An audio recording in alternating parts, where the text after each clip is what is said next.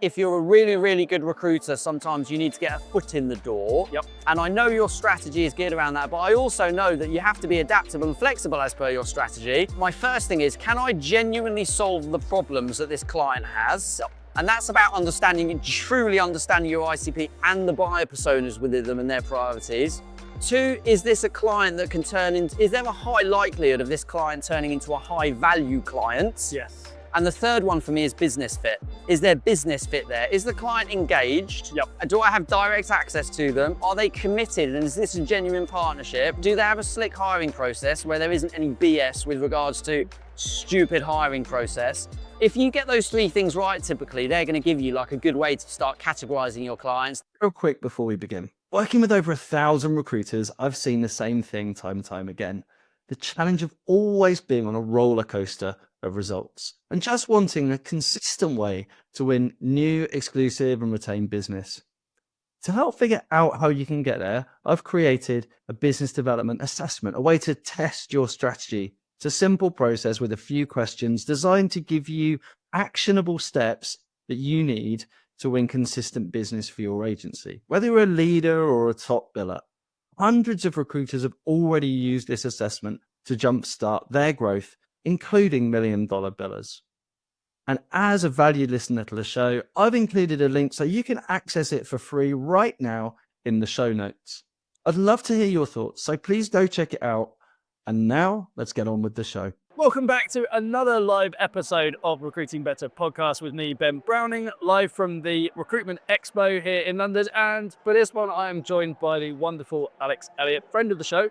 If you haven't caught our original podcast from 2022, then you should go and have a listen to that. But before you do, spend 30 minutes with us today as we break down why it's so important that recruitment businesses build out a sales playbook, and from Alex's perspective and experience, how we might go about doing that. So, Alex, welcome to the show.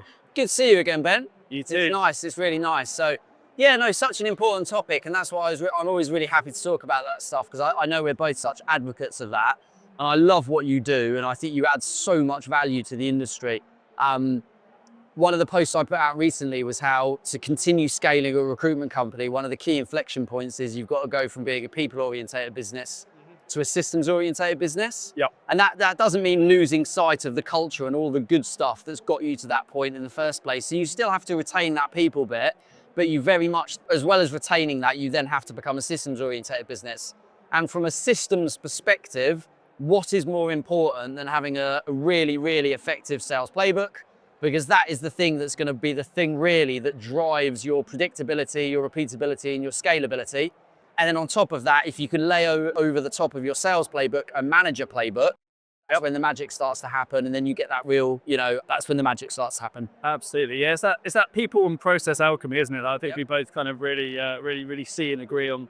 You've had the experience of building a business and obviously kind of building that into the way that you build Liquid Personnel and kind of the amazing and successful exit that you have with that. So can you tell me like a little bit about how you think about that process and where you think about starting with building those systems? Yeah.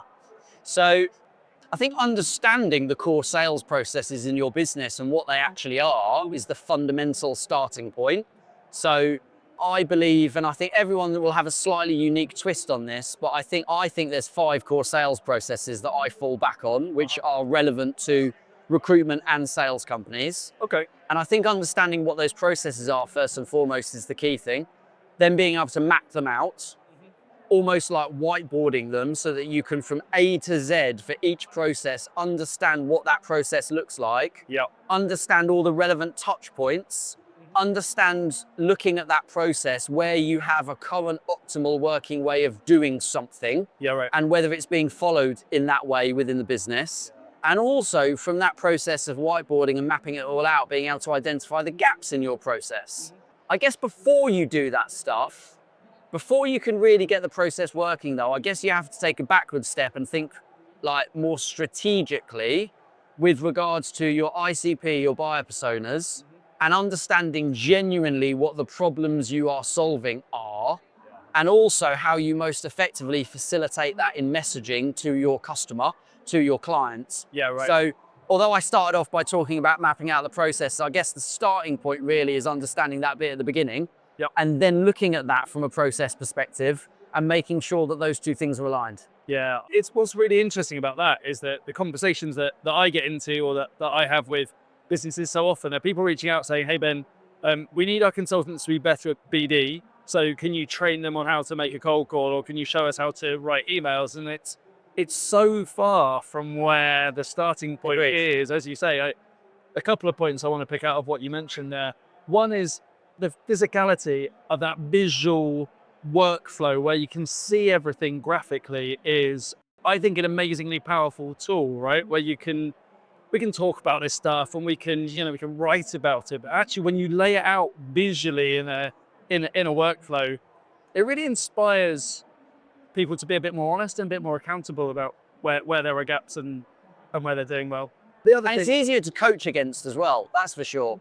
yeah. So again, going back to that previous point, you need your sales playbook, and I agree wholeheartedly with the visual. I'm a really visual person, and weirdly, one of the things that worked best for us from a playbook perspective, yeah, we had it on the system, yeah, it was online, but also we built folders that actually had, like, if I open this bit of the folder, that takes me to this part of the process. Nice. Here are the templates as to how we do it. Here's the best practice. And that kinesthetic, oh, I don't know what the word is. Kinesthetic, I think. Let's go with that. But the ability to see and feel an actual physical playbook at someone's desk, and there was nothing better, because actually some people, it was really difficult to get them to use the online one. It didn't seem to have the same impact. Whereas when I walked around a sales floor and I could see people opening their playbooks to a particular part of it, Yeah, right. that was really beautiful for me. And then you have the management playbook, which sits over the top of it, which makes sure you're coaching against that playbook and really moving the needle with regards to those key drivers of performance. Yeah, indeed. You mentioned before about the fact that the primary step in all of that is understanding the problems that you solve, and crucially then how you message that to the market. And clearly, people who know the show will know my content will hear me talk about, the vacancy is not the problem as that core tenet of all of that. We were talking about that earlier, right? And I think it's so important that recruiters align their, but even before process, really just think about, does your niche, the kinds of questions I love to ask are, if you stopped existing, if your recruitment business no longer existed, how long would it be before your clients noticed, or failed to notice? How forgettable are you if you no longer exist in that space? I think a lot of that comes to what problem do you solve? You mentioned also, though, and I want to come back to this point, that there were 5 kind of sales playbooks or 5 methodologies. So before we go too much further, let's expose what those five are. So the 5 processes that I fall back on: territory management, which is either your delivery or your BD outreach. So it's basically outreach, either on the BD side or the delivery side. Yep. You've got call management, which is so outreach is your top of funnel. Yep. Call management is your middle of funnel, how you convert a candidate or a client through the different stages of the funnel. Yep. The third one is account management. Once you've brought that account on, how do you deliver to that account? What are the tactical things that you have to do to make that client happy, i.e. deliver and fill the jobs? Yeah, right. And B, how do you strategically increase the value of that client? So I think one of the things that we are super aligned on, the vacancy is not the problem, which I think is an amazing motto to go by. I really, really like that, because the reality is nobody wants to win 30 different jobs from 30 different clients, because that is not an effective way. That is not efficient from a return on effort perspective, either from an outreach perspective or from how you're going to maximize your earnings and the value that you bring to your business. The last one is opportunity management, which is also how you get through that middle bit of the funnel. So call management and opportunity management are middle of the funnel focused. Yeah, right. Your territory management is your top of the funnel stuff, how you get people into the funnel. And then at the bottom end, you've got the account management stuff. And then that's their 4 processes. I'm counting them up as I go. No, it was like... The 5th one is coaching.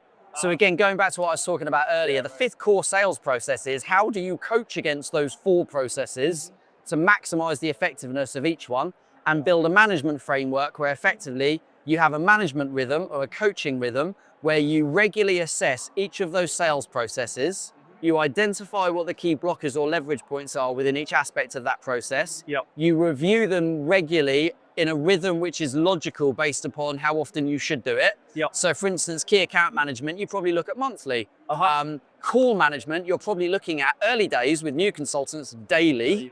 And then maybe it goes to weekly. Opportunity management, probably a fortnightly process. Yeah, So yeah. again, I think it's about understanding what the core sales processes are, how you can maximize the effectiveness of those for your consultants by having that all mapped out and deliverable.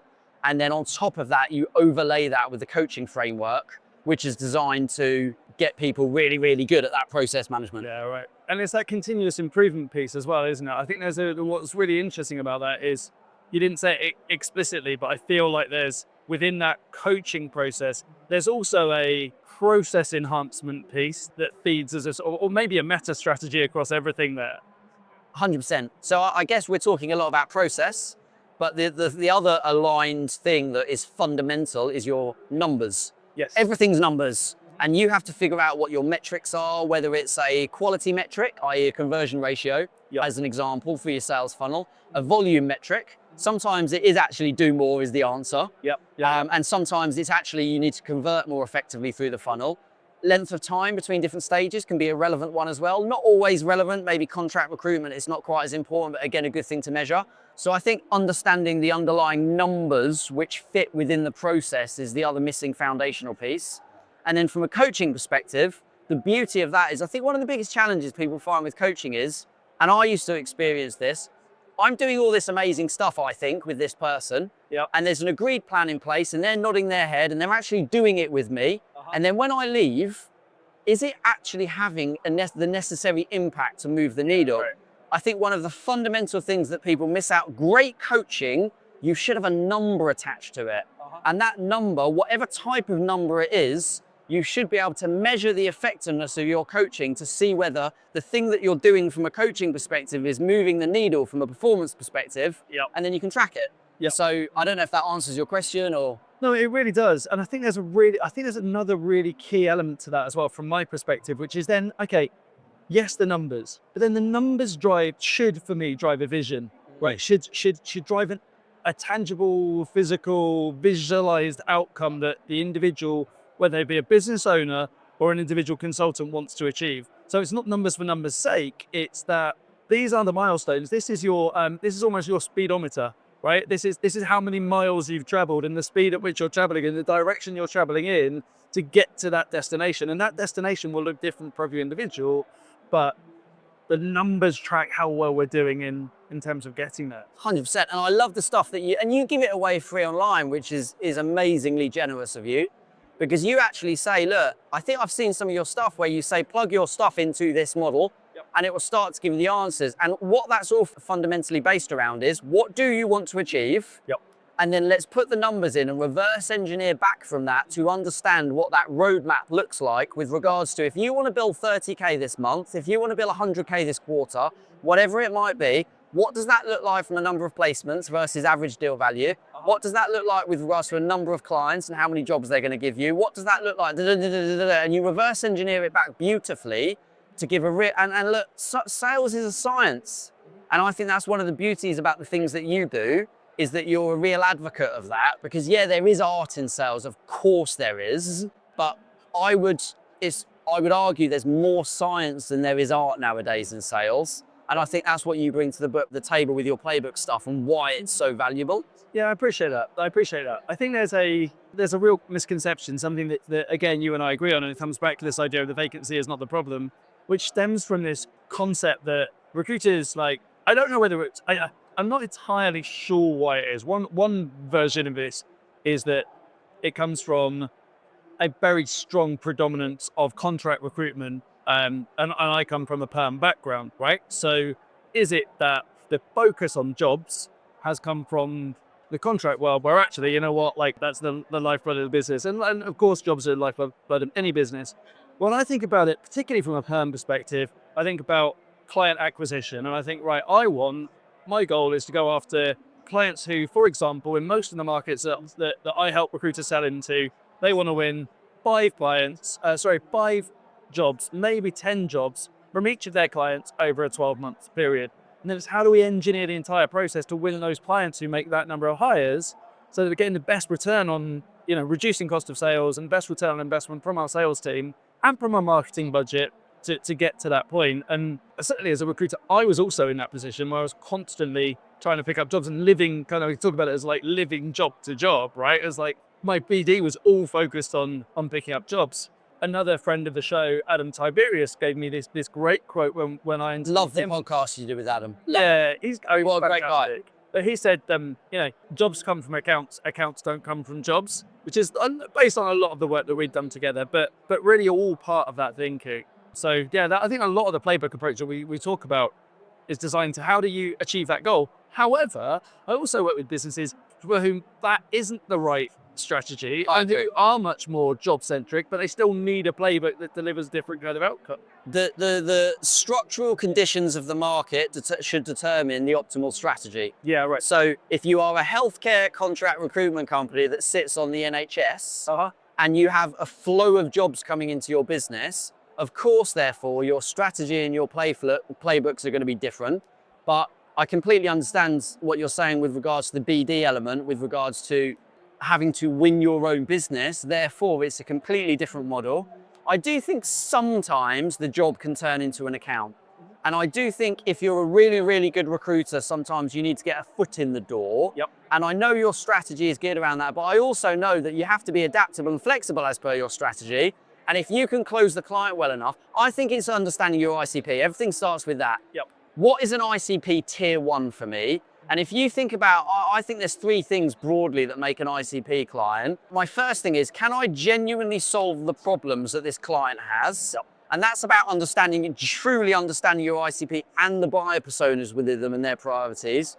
2, is this a client that can is there a high likelihood of this client turning into a high value client? Yes. And the third one for me is business fit. Is there business fit there? Is the client engaged? Yep. Do I have direct access to them? Are they committed? And is this a genuine partnership? Do they have a slick hiring process where there isn't any BS with regards to stupid hiring process?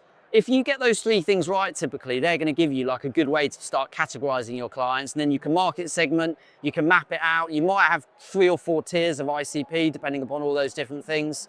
And then all of that gives you a beautiful way to think about your client market, how to map it, how to get the best return on effort based upon a prioritization perspective with those different tiering of ICPs. And just make sure you're spending all of your time on your tier 1 ICPs before you drop down to your tier 2. Because again, going back to return on effort, as you say, the best clients give you the best return. Yep. For the reasons that we've described. You can tell how passionate I am about your philosophy, Ben. I'm fully committed to this. But high value clients are also a great, I was talking in conversation earlier about the way that we think of business development. And the BD strategy, lots of recruiters, the kind of the legacy approach to BD strategy is make a list of people and call them. And in most cases, spec out a candidate, right? Yeah. That's kind of the legacy approach. And I said that more and more when I think about business development as, part of when we think about old, new business, really what we're talking about is a market research strategy for a lot of businesses. We're really saying, look, I have this hypothesis that the problem we solve is X and that people in my market need the solution to that problem. So the first thing I'm going to do in my calls and my emails is go out, and particularly my calls, because they need to direct feedback.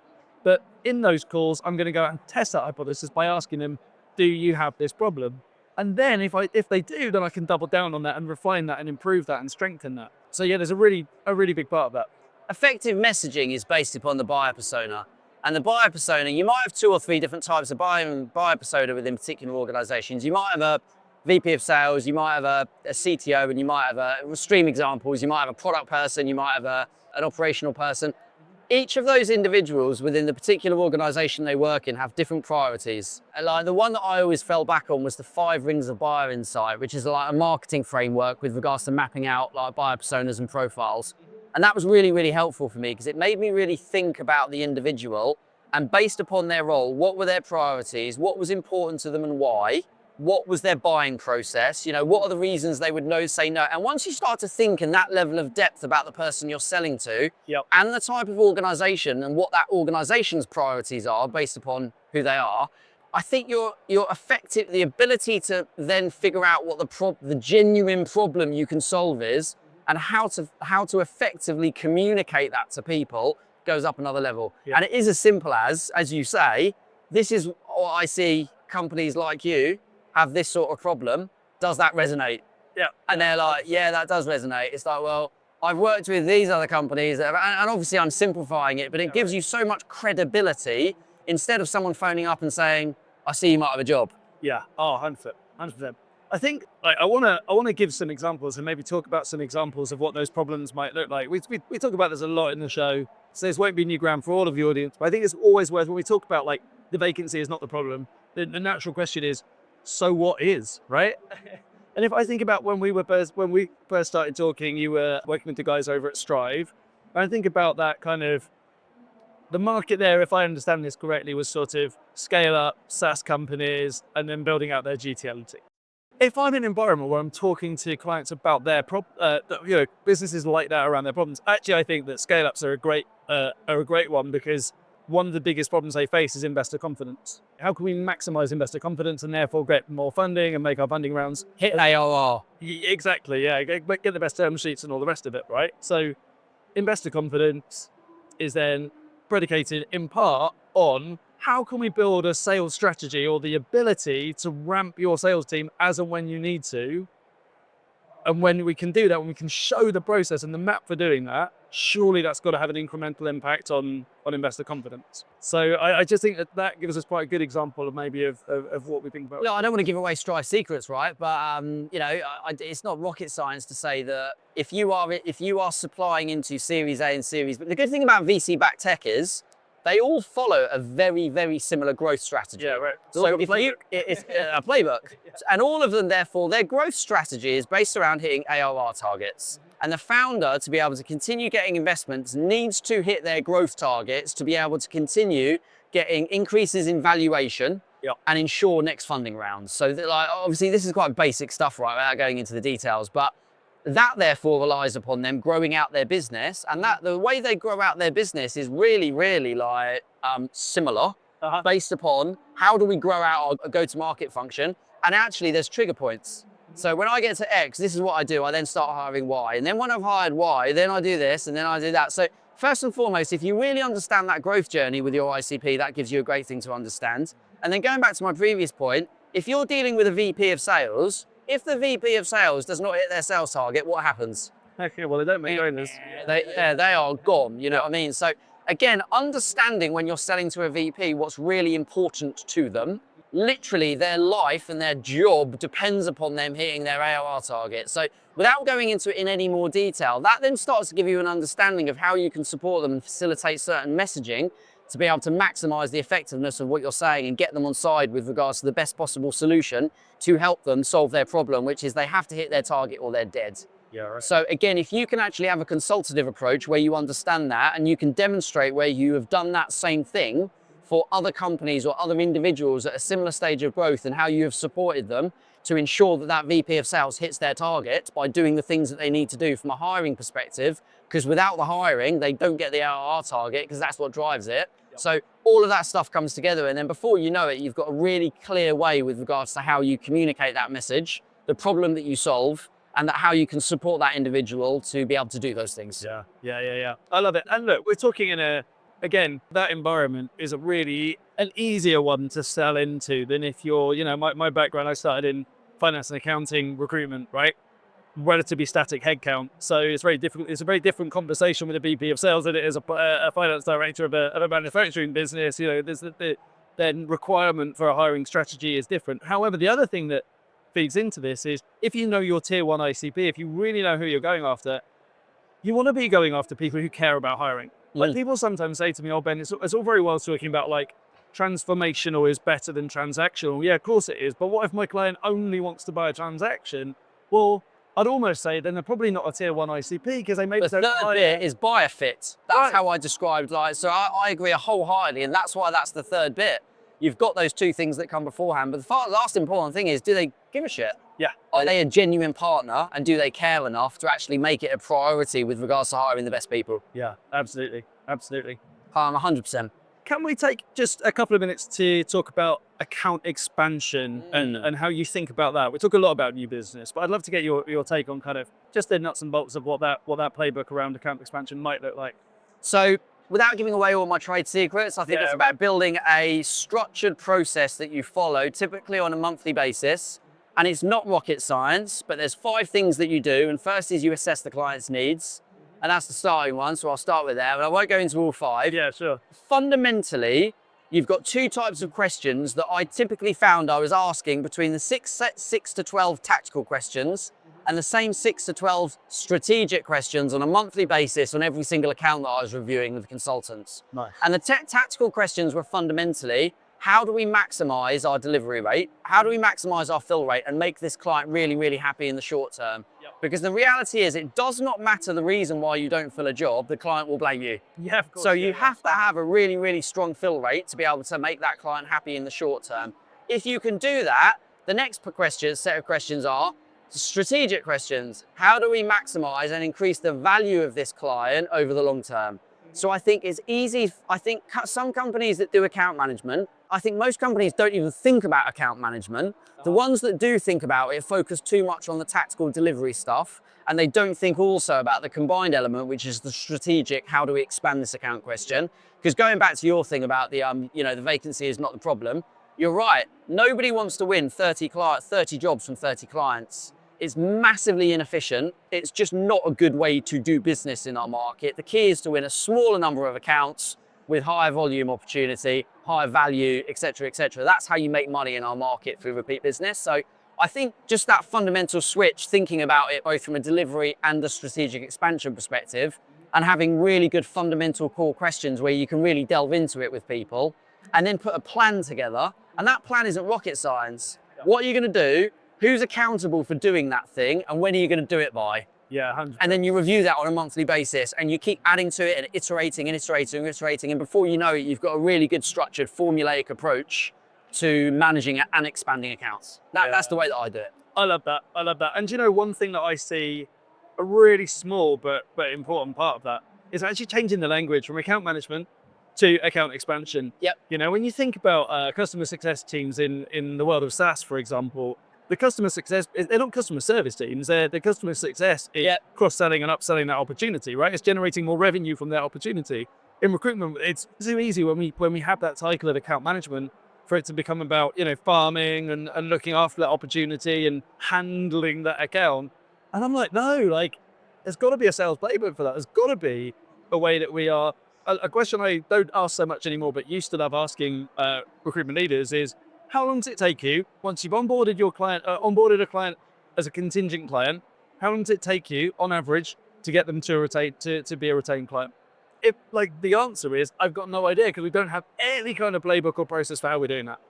And when that is it just kind of helps articulate and frame that mindset, and that's when we can start thinking about that account expansion framework. How many jobs is this client going to have in the next 12 months? Yep. Have we seen the hiring plan? Is every single one of those jobs locked down? Yep. What does lockdown mean? It's just again, I'm just throwing out random examples there, but we stop doing the work when we win the account. Yeah, right. And actually that's the wrong time. You should double down on the work once you won the account. And look, I'm not suggesting that all accounts turn into rocket ships, far from it, but it also gives you a good way to be able to be more selective about the accounts you want to hold on to. Yep. Because actually, a lot of accounts, look, the delivery side might turn into a bit of a nightmare for the reasons that we've described with regards to identifying a good ICP. Is the client really committed and engaged? Is their hiring process slick? Do they take genuine feedback with regards to what they should be doing to maximize the likelihood of them getting the best possible candidates in the market that we are putting in front of them? Are they wasting our time? Are they always trying to chip us on price? Those sorts of questions. So I think it's a good way to filter the right type of accounts, and then it's a good way to make sure that you are just maximizing that opportunity, because we do lose sight of that, I think. Yeah, when we do it, we really focus on that. We look at, the reason we focus on it as account expansion is we think about account trajectory. So what's the potential growth of that client? But then also what is how well are we tapped into that? So really scoring each element of it. So it's, what is the current account value? What is the potential future account value? How quickly are we growing or improving and strengthening that relationship? And then what action do we need to take as a result of those three metrics? I think we're talking the same language. Yours sounds a lot cooler than mine. You described it an awful lot better than I did, but what's the value of this client? Love that. And how the hell do we get all of that? Yeah, right. And then work our way backwards from that. And where's the gap in between where we want to be and where we are now? What's the reasons for that? And I think one of the good things about that is if you have the right leader supporting the consultants with that bit, I think that's the bit where experience really, really is beneficial, because when you've gone through that process a lot of times, you think differently about accounting.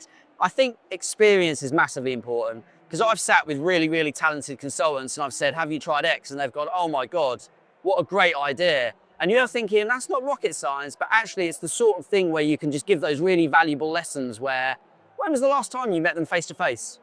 You know, those sorts of questions where all of a sudden there's a light bulb moment, and before you know it, they start doing that stuff themselves, and then that's good coaching because you want to drive self-sufficiency. And then before you know it, they're coming to the meetings and you're struggling to identify gaps with regards to what they should be driving towards that trend as you described it. Yeah, right. Yeah, 100%. I've increasingly started to refer to that as organizational intelligence within my client. Cool, like that. How do all of their sources, their consultants, their leaders, everybody feed into how they're getting better as an organization? And yeah, I think organizational intelligence is probably a bit of a hallmark of what we try and do with the playbooks, is like get people aligned around the know-how and the expertise that already exists. And it's so relevant to account management, because I think some of the other playbooks are kind of like by numbers.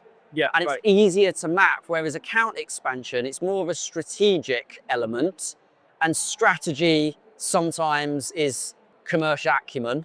Yes. And that's much harder to put into a formulaic paint by numbers type playbook. So it relies more, I think, on having someone driving that, who's got that commercial acumen to be able to like get that information across in the right way. Yeah, absolutely. Alex, I'm so grateful for you to sitting down with me and having the conversation. I feel like we've covered a lot of ground in this one. And yeah, look forward to having more conversations to come. I love our geek outs, Ben. Yeah, I look forward to them, and let's do another one soon.